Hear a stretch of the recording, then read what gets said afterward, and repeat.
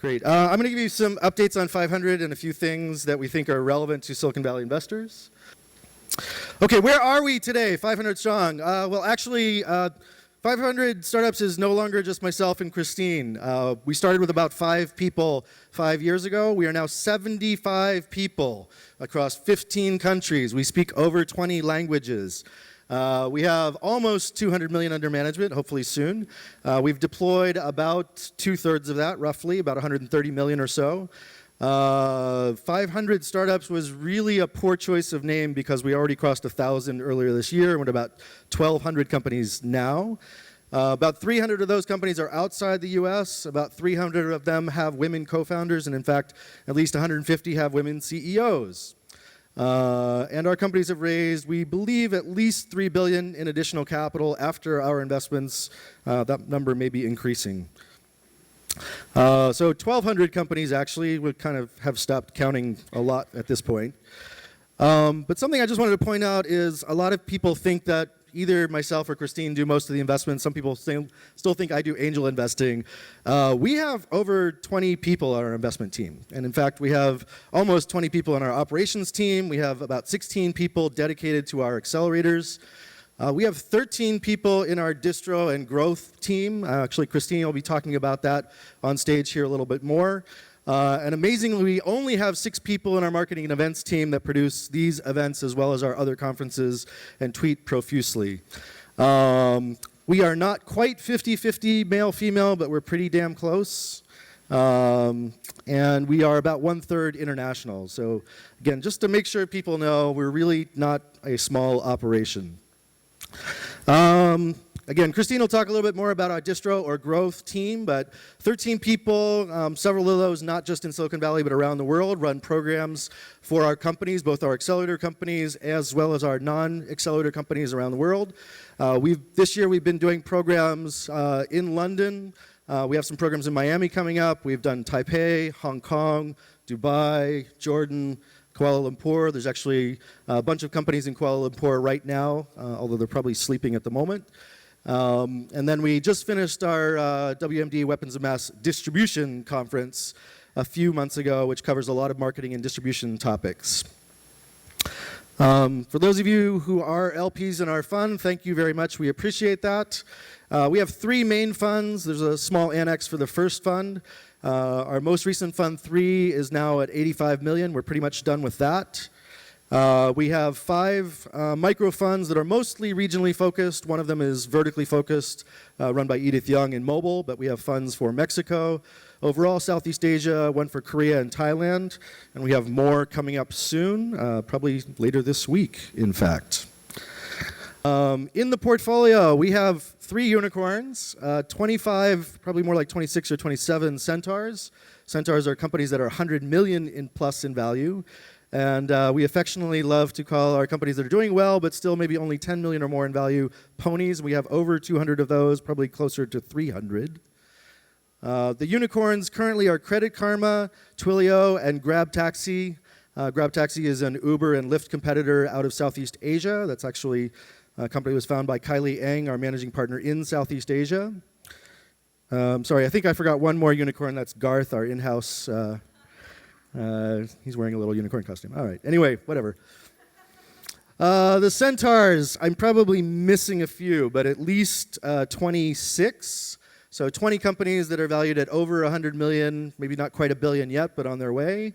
6 exits that are at 100 million or higher, and probably a lot more coming. So for those of you who are continually interested in unicorns, I think the industry has pretty much beat this topic to death. But we're going to do some more talking about that. What do you think the chances of spotting a unicorn in a normal portfolio are?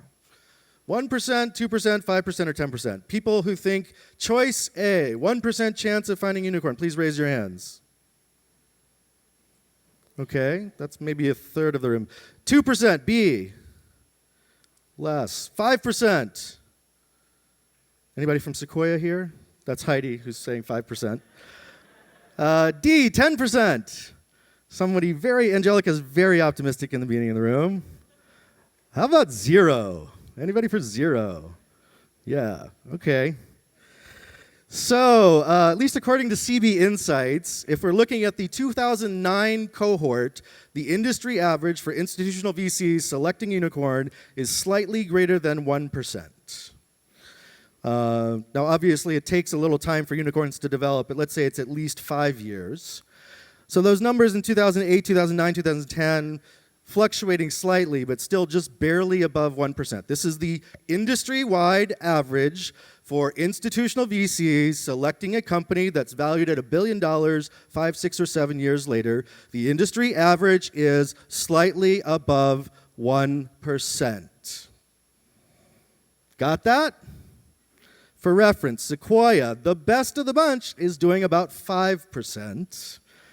Tier 1 VCs, probably between 2 to 3%.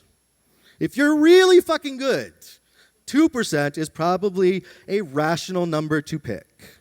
If you're really good. If you're only average, 1%, and if you suck, probably 0.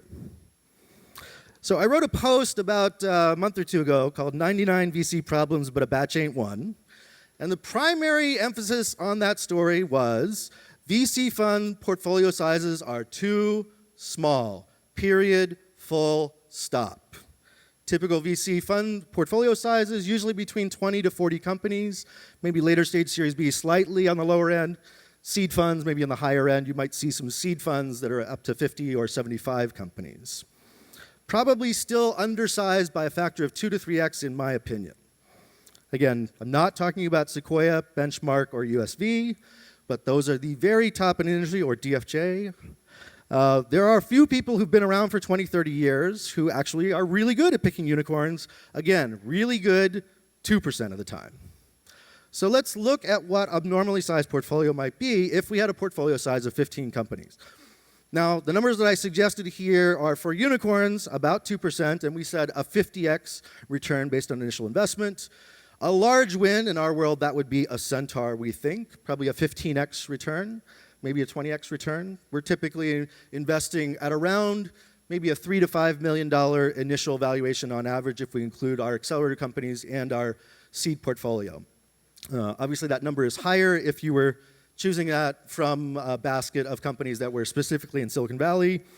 And actually, if you chose that from another accelerator in the Bay Area on demo day, it might be twice that high, whose names are maybe beginning with the letter Y.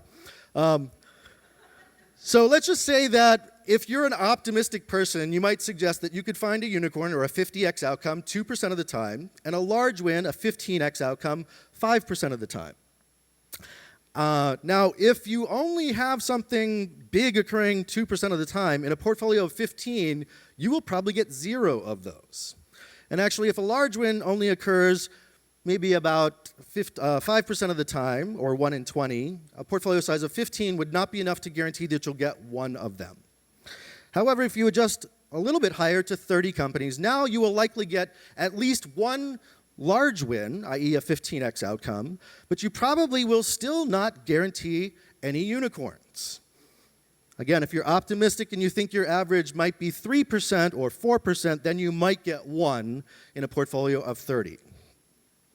However, if you kind of want to engineer for success, you might want to make sure that you're going to get more than just 1 unicorn. You might want to aim for like 3 or more. So in a portfolio of 100 companies, okay, you're starting to get to at least 2, and maybe if we adjusted that number to 150, you might get to 3.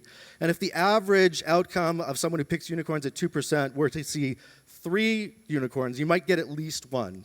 Starting again into sort of distribution and probability theory here, but my main point is most portfolio sizes are far too small. And this is not just for seed stage companies. Again, if you looked at those numbers from CB Insights, most of those companies, most of those VCs are starting with Series A bets, and some of them are starting with Series B bets.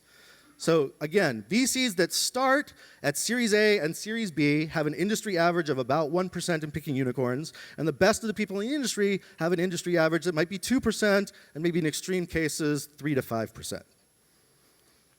Any questions about this? This is very, very basic math, probability, and statistics.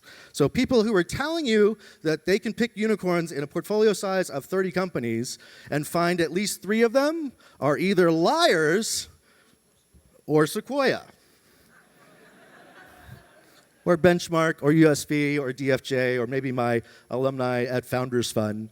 But not too many other people have more than one unicorn in a portfolio of size 30. In fact, very few have one. So if we think about the probability of finding unicorns, there's a few other caveats here. If you were doing follow-on checks, you might be able to turn your winners into slightly more than the portfolio size. We just did a very basic analysis of first check. And certainly, if you can pick some winners, you can actually maximize value by doing second checks. You'll probably get a smaller raw multiple, but you might get a larger outcome that might improve IRR. And then there's differences if you're starting at seed stage or series A and B. But if you're starting at seed stage, those numbers are going to be even smaller. The probability of finding unicorns when you're starting at seed stage is going to be lower than the numbers that we were just talking about.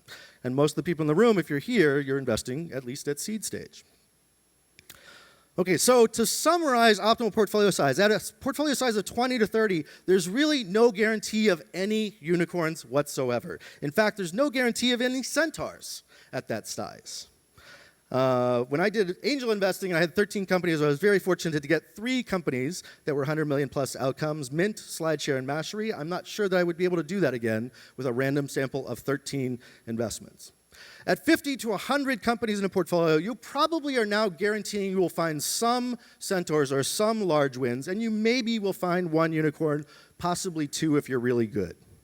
However, if you want to guarantee that you will find many large wins and at least several unicorns, my suggestions are you probably need to have a portfolio size of at least 100, probably more like 200 to 500. 500, what an interesting number. So in summary, size matters, and we mean portfolio size, not size of check necessarily. And I'm pretty sure Heidi's going to come up and say, if you're a really good picker, you don't have to follow my rules, and I would agree, but most of you are not Michael Jordan. And although dunking is really cool, you should learn to pass, and you should learn to shoot those foul shots, because you're probably not 6'6", and you probably can't dunk. So for those of you who are interested in more of this, we actually did our first investor education course with the Stanford School for Continuing Studies back a few months ago. My other managing partner, Beji Yang, who's in the front row, and I taught the course along with Stanford faculty. That was an education program that focused on angels, micro VCs, corporates, and even family offices. It was a very diverse group from all over the world. It was actually about 50% female. About 15 different countries were represented from pretty much every continent on the planet except Antarctica. What did we cover? We covered how to build an investment thesis, how to generate deal flow. Occasionally that involves wearing a unicorn outfit.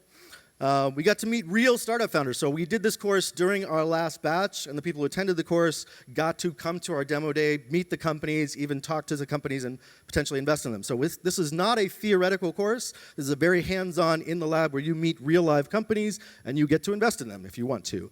I forgot to mention the total amount of capital in the room for the course that we were educating was over $200 million. So we actually did have people with money to invest. They got to connect with Silicon Valley investors and mentors. We had a lot of VCs and other folks come in. And we got to talk about different areas of investment, not just e-commerce, but also IoT, healthcare, education. And we went through brief education on cap table and standard terms. The reason I'm bringing this up is if in case any of you guys are interested, we're going to be doing this course again in February. Again, we'll probably have a class size of maybe about 30 or 40. And for more information, if you'd like to check that out, you can look at 500.vc for course information and applications.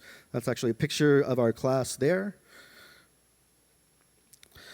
I think you guys saw the sci-fi show. I'm just kind of like doing commercials now.